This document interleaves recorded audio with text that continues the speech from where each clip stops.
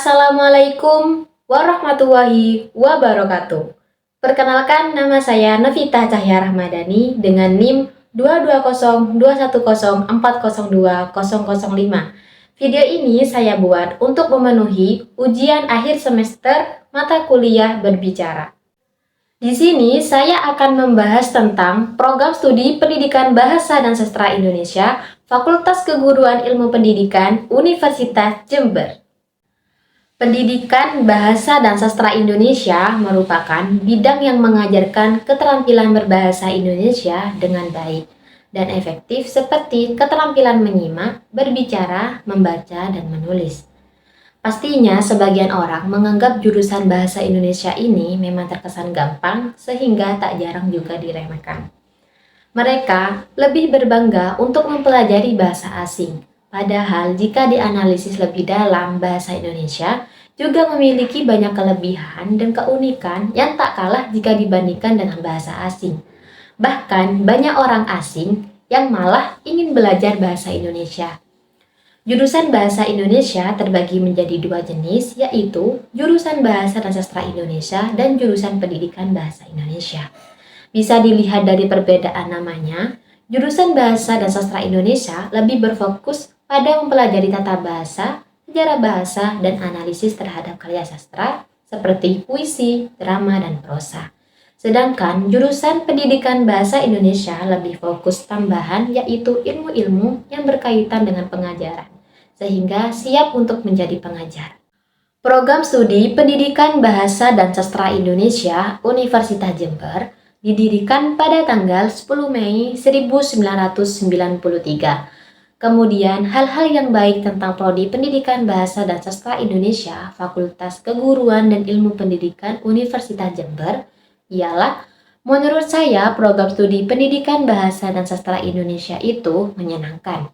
Dan juga untuk mata kuliah yang saya pelajari itu terkesan menyenangkan. Apalagi dosen Pendidikan Bahasa dan Sastra Indonesia yang ramah dan selalu mengerti mahasiswanya.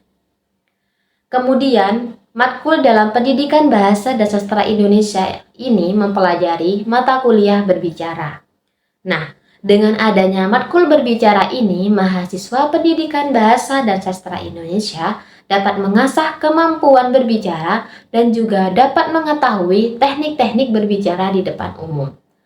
Pendidikan Bahasa dan Sastra Indonesia juga mempelajari mengenai morfologi, di mana morfologi ini mempelajari tentang satuan-satuan bahasa sebagai satuan gramatikal dan juga mempelajari tentang seluk-beluk kata. Kemudian, Pendidikan Bahasa dan Sastra Indonesia ini mempelajari fonologi. Mata kuliah fonologi ini mempelajari ilmu bahasa dan bunyi. Dan lebih menariknya ialah mempelajari sejarah sastra. Nah, mata kuliah sejarah sastra ini mempelajari bagaimana lahirnya sastra, kemudian juga mempelajari karya-karya sastra yang telah diciptakan oleh tokoh-tokoh sastra. Kemudian, melalui program studi Pendidikan Bahasa dan Sastra Indonesia ini akan lahir pengajar-pengajar profesional yang tidak hanya bisa sebagai pengajar di lembaga pendidikan formal. Pastinya, lulusan sastra Indonesia mempunyai kompetensi di bidang bahasa, sastra, dan budaya. Dengan adanya mata kuliah yang menunjang seperti pengantar linguistik umum, pengantar sastra, manusia, dan kebudayaan Indonesia. Lulusan juga dibekali jurnalistik dan kehumasan dengan adanya mata kuliah yang sangat menunjang antara lain pengantar jurnalistik, teknik penulisan berita, dan keredaksian dan fitur. Dan lulusan juga akan mempunyai kemampuan terampil berkomunikasi lisan dan tulisan, serta mengerti komunikasi lintas budaya.